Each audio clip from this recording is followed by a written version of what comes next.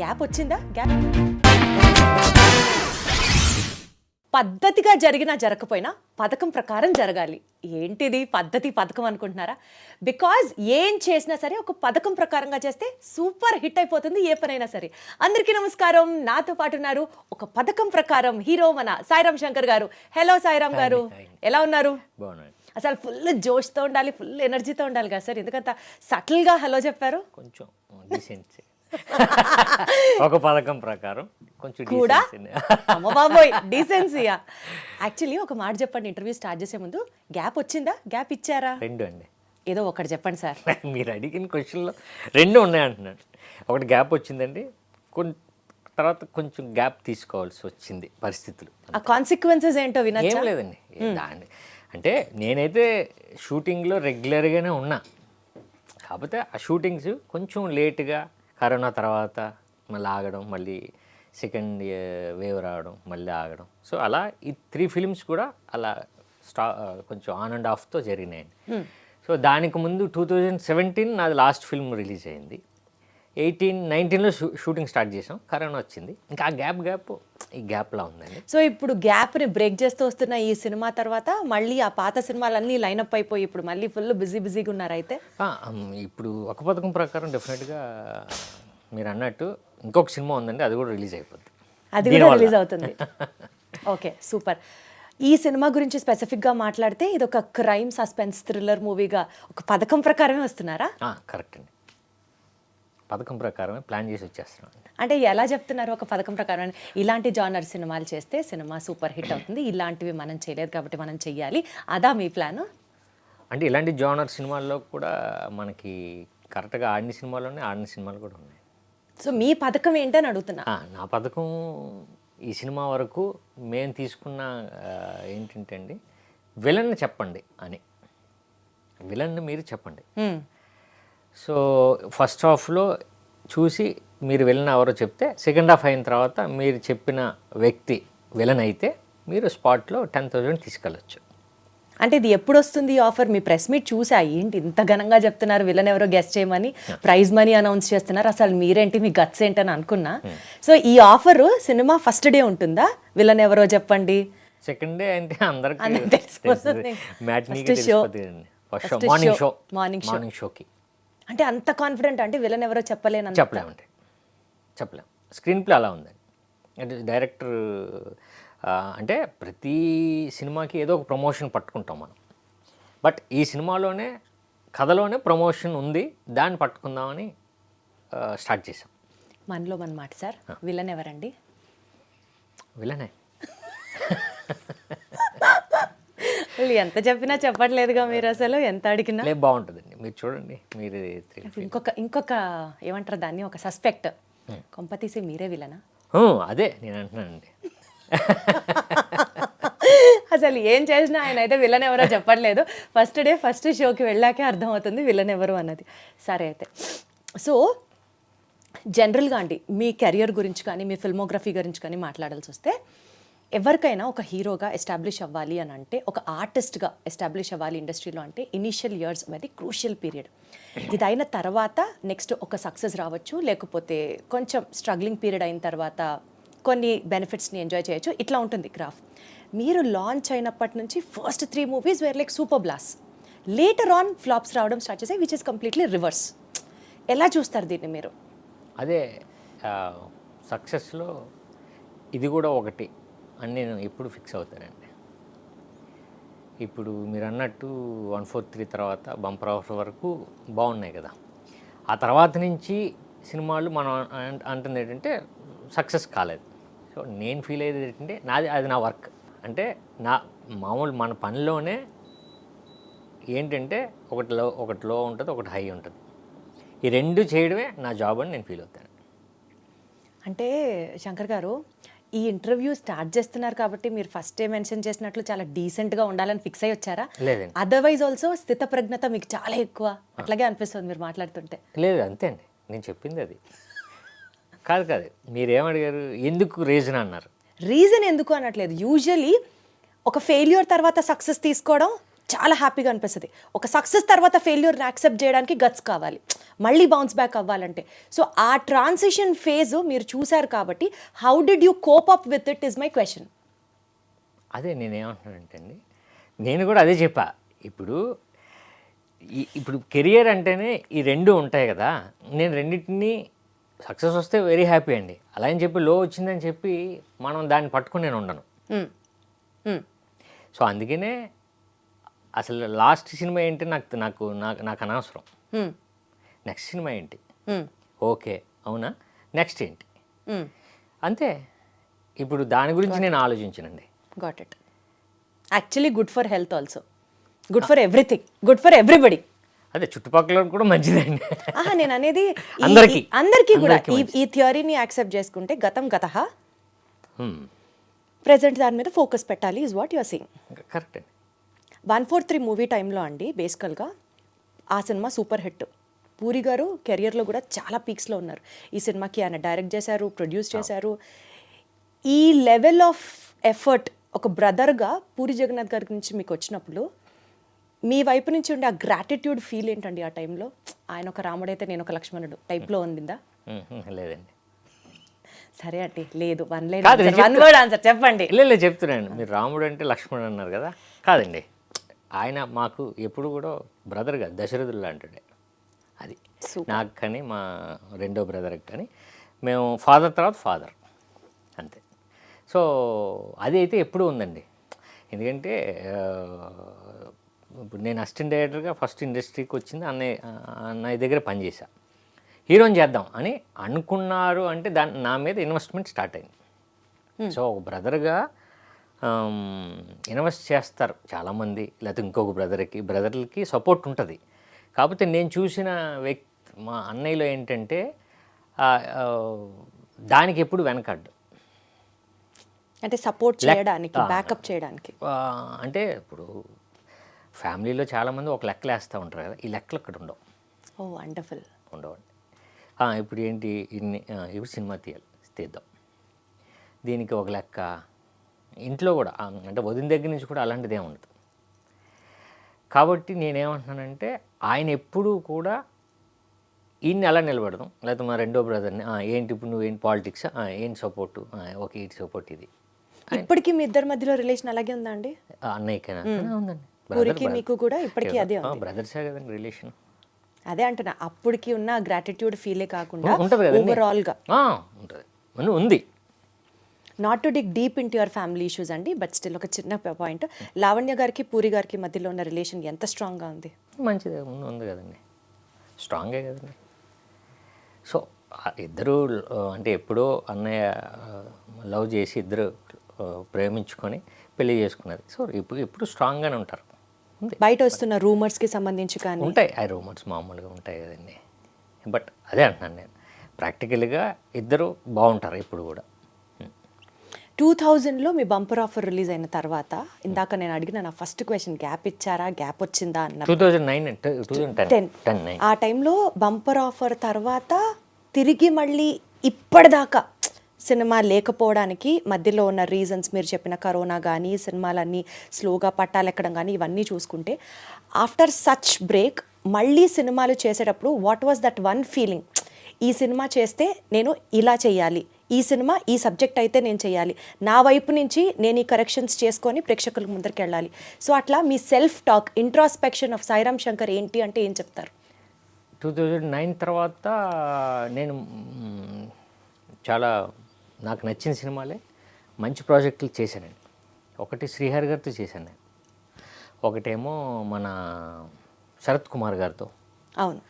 So ఇలా combinations, మంచి budgets, మంచి కథలు. అంటే మంచి కథలు అంటే నాకు నచ్చిన కథలు, ప్రొడ్యూసర్కి అందరికీ నచ్చిన కథలు. సో అక్కడి నుంచి ఏంటంటే అనుకున్నది మనకి జరగల. అంటే ఈ సినిమా ఆడుద్ది, రీజను కథ ఓకే, ఇంకొక సినిమా ఆడలేదు, reason releasing problem, time problem, లేకపోతే పబ్లిసిటీ ప్రాబ్లం. సో ప్రాబ్లమ్స్ కథలోనే కాదండి, నేను ఎంచుకున్న కథే కాదు, రిలీజింగ్ ప్రాబ్లమ్స్ కూడా వచ్చినాయి. ఓకే. సో ఈ సినిమాకి ఈ ప్రాబ్లం వచ్చింది, నెక్స్ట్ మనం అది చేయకూడదు అంటే దాన్ని రెక్టిఫై చేసుకుంటూ వెళ్ళేవాడిని. బట్ ఆ టైంలో ఇంకొకటి ఏదో వచ్చేది. ఆ గ్యాప్లో వచ్చినాయన్నీ అలానే వచ్చినాయండి. ఒకటి మనకి సీమాంధ్ర ప్రాబ్లమ్స్లో ఒక సినిమా వచ్చింది, ఒకటేమో డిమానిటైజేషన్స్ దాంట్లో వచ్చింది. సో ఏంటంటే అది మేము ప్లానింగ్ చేయలేదు, ప్రొడ్యూసర్ కూడా అలా ప్లాన్ చేయరు, తప్పని పరిస్థితి అక్కడ చేయాల్సి వచ్చింది. సో అప్పుడు డెసిషన్ తీసుకున్నది కొంచెం రాంగ్ అయింది. సో ఎప్పుడు కూడా ప్రతి సినిమా ఒక లెసన్ అండి, లెసన్ ఇది. ఈ సినిమాలో ఇలా జరిగింది, ఈ సినిమాలో జరగకూడదంటే ఇంకొక ప్రాబ్లం వస్తుంది. లేదు, ఈ సినిమాలో ప్రాబ్లం జరిగింది, ఈ సినిమాలో అదే ప్రాబ్లం జరుగుతుంది, ఇంకొకటి ఏదో కొత్తగా మనల్ని ఛాలెంజ్ కాదు, మనల్ని ఒక పాజిటివ్ వైపు డ్రైవ్ చేసేది మనకు దొరకవచ్చు. సో మనం ఏది గెస్ చేయలేం, సినిమాని నమ్మాం, సినిమా చేసుకుందాం, రిలీజింగ్ డేటు, దాన్ని ఎలా పుష్ చేయాలి, ఎలా థియేటర్లను పట్టాలి, అంతే. సో ఈ సినిమాకి ఇంతవరకు చేసే దాంట్లో ఆ టీంలో మీరు కూడా ఉన్నారు అయితే. ఆ బ్రెయిన్ స్టార్మింగ్ దగ్గర నుంచి కావచ్చు, లేకపోతే ఏమేమి ఛాలెంజెస్ ఫేస్ చేసి ఉంటే దాన్ని ఎలా రెక్టిఫై చేసుకోవాలి అన్న విషయానికి సంబంధించి కావచ్చు, మీ పాత్ర కూడా డెఫినెట్లీ ఉంటుంది అయితే. ఒక పదం పరంగా ఉందండి, డెఫినెట్గా ఉంది. ఇప్పుడు లైక్ ఫర్ ఎగ్జాంపుల్ ఏమేం చేశారండి సో దట్ ఈ జాగ్రత్తలు తీసుకుంటే సినిమా రిలీజ్కి ఎలాంటి ఇబ్బంది ఉండదు, ఈ ఛాలెంజెస్ మనం ఇదివరకు కంటే ఇప్పుడు ఓవర్కమ్ అయ్యాము అనుకునేవి సినిమా పరంగా ఏమున్నాయి? ఫస్ట్ పబ్లిసిటీ అండి. విలన్ పబ్లిసిటీతో 100కి 100 కొట్టేసారు. అదే అంటున్నా. మాకు నిజంగానే మీరు అంటే థియేటర్కి రప్పించడానికా అన్నారు? అవును, రప్పించడానికే. సూపర్ అసలు. కాకపోతే సినిమాలో లేనిది మేము పబ్లిసిటీ చేయట్లేదు, సినిమాలో ఉన్నదాన్నే మిమ్మల్ని అడుగుతున్నాం. అదేంటి ఛాలెంజ్ కాదు, మీరు చెప్పండి, తీసుకెళ్ళండి, డబ్బులు మీరు చెప్పాలనే నేను అనుకుంటున్నాను. చెప్తే 10,000 నాకు హ్యాపీ, చెప్పలేకపోతే వెరీ హ్యాపీ. ఎలా అయినా హ్యాపీ మాత్రం కామన్. సో ఆ పబ్లిసిటీ మాకు ఉపయోగపడింది. ఇకపోతే థియేటర్స్ మనం ప్లాన్ చేసుకోవాలి, డేట్ కరెక్ట్గా లాక్ చేయాలి. Feb 7th లాక్ చేసామండి. ఇప్పుడు థియేటర్స్ ఎప్పుడు దొరుకుతాయంటే ఈ ట్రైలరు, మీరన్న ఈ కాంటెస్ట్ అంతా రీచ్ అయ్యేటట్టు మనం చేయాలి. బయర్స్కి, ఆడియన్స్కి కాన్ఫిడెన్స్ రావాలి. ఆల్రెడీ వచ్చింది ట్రైలర్, చాలా చాలా చాలా బాగుంది. అవునండి, అదొకటి బాగా రీచ్ అయిందండి. మీ వరకు రీచ్ అయిందంటే హ్యాపీ.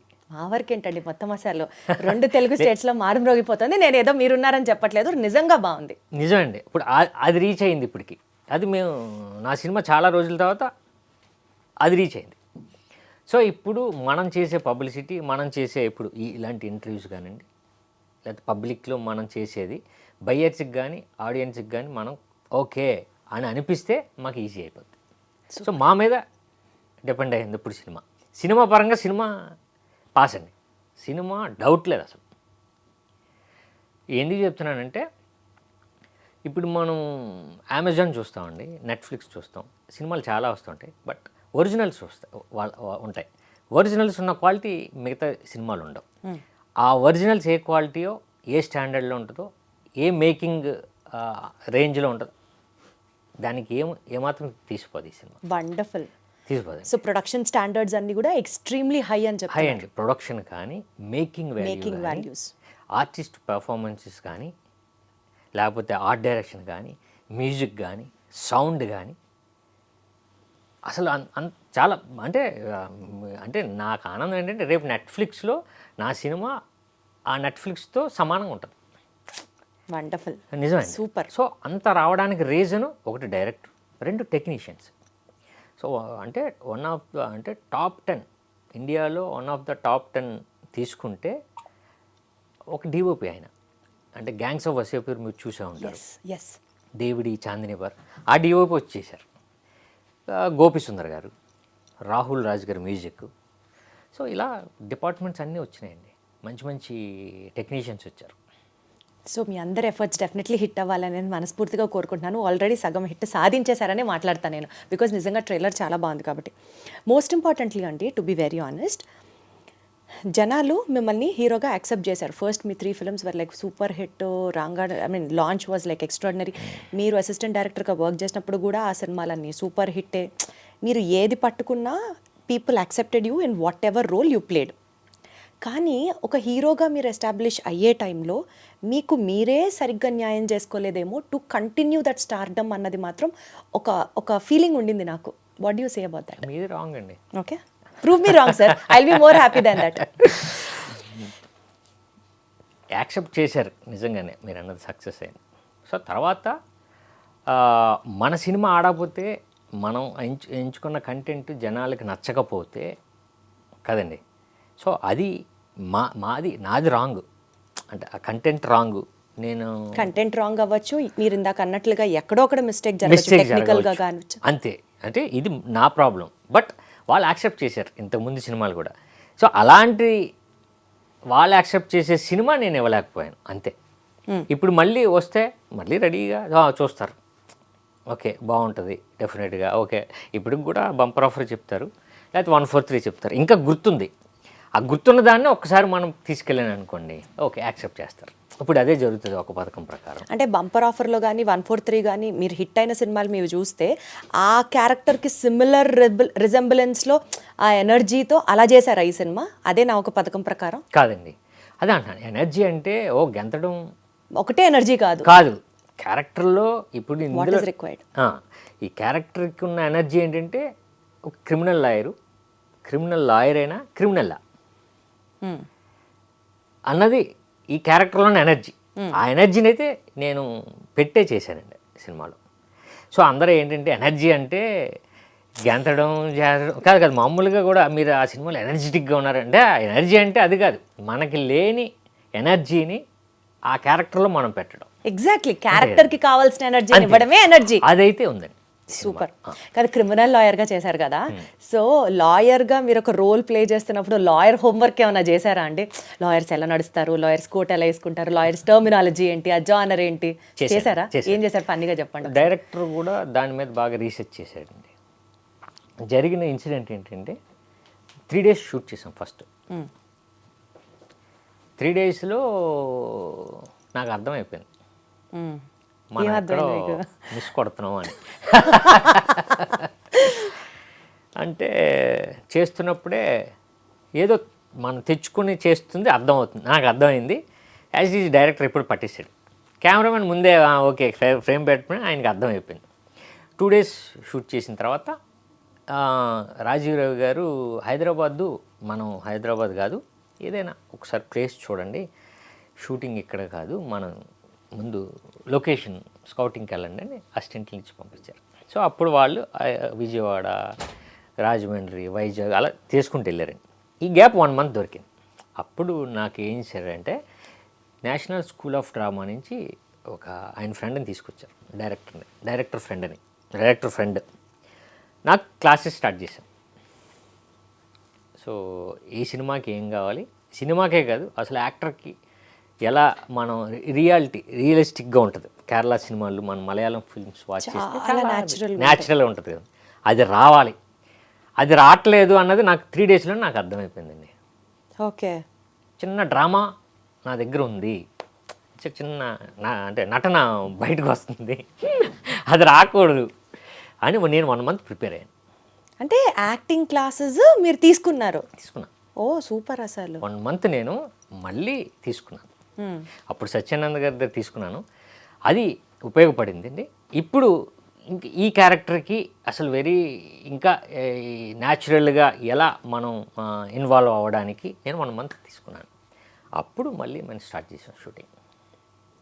ఎస్పెషల్లీ లా లాంగ్వేజ్ అదే అంటున్నాను, దాంట్లో ఇవన్నీ మేము ప్రాక్టీస్ చేసాం.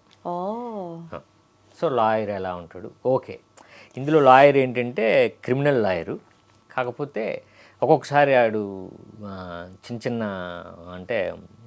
చిన్న అలవాట్లు ఉంటాయి, అవన్నీ చేస్తూ ఆ కోర్టుకి ఎలా వస్తూ ఉంటాడు. సో అన్నీ మేము ప్రాక్టీస్ చేసాం. ఎస్పెషల్లీ ఆ లా టర్మినాలజీ ఏమైనా నేర్చుకున్నారా? అంటే స్క్రిప్ట్లో ఉంది, నేను నేర్చుకున్నాను కొన్ని. స్క్రిప్ట్ పరంగా నేర్చుకున్నాను. సో బేసికల్గా మనం రెగ్యులర్గా వాడుకునే లా లాంగ్వేజ్లో పదాలు ఎక్కువ గూగుల్ చేసి వాటి మీనింగ్ తెలుసుకొని ఇంకాస్త ఫెమిలియర్ అవ్వడం, అలాంటి హోంవర్క్ ఏమన్నా చేశారా? అదే అండి, నేను ఏమంటున్నానంటే బేసిక్గా ఈ క్యారెక్టర్ ఏంటంటే పబ్లిక్ ప్రాసిక్యూటర్, అంటే పీపీ అంటే రెగ్యులర్గా ఇంకా గవర్నమెంట్ లాయర్ కదండి. సో కొంచెం సపరేట్గా ఉంటారు వీళ్ళు, అంటే మరి మన లాయర్స్ లాగా వాళ్ళు మూవ్ అవ్వలేరు కొంచెం, అంటే వాళ్ళకి సపరేట్ ప్రోటోకాల్ అది ఉంటుంది కదండి. సో అది కొంచెం తెలుసుకున్నాను నేను. ఓకే సూపర్ యా సినిమాకి అవసరం అలానే దానికి సంబంధించి యాక్టింగ్ కూడా రియలిస్టిక్ గా ఎలా కావాలో నేర్చుకున్నారు హోంవర్క్ బాగానే చేశారు అనమాట పథకం ప్రకారమే హోంవర్క్ కూడా చేశారు జరిగింది అసలు టైటిల్ కి ప్రతిదీ సింక్ లో వెళ్తోందిగా సాయి గారు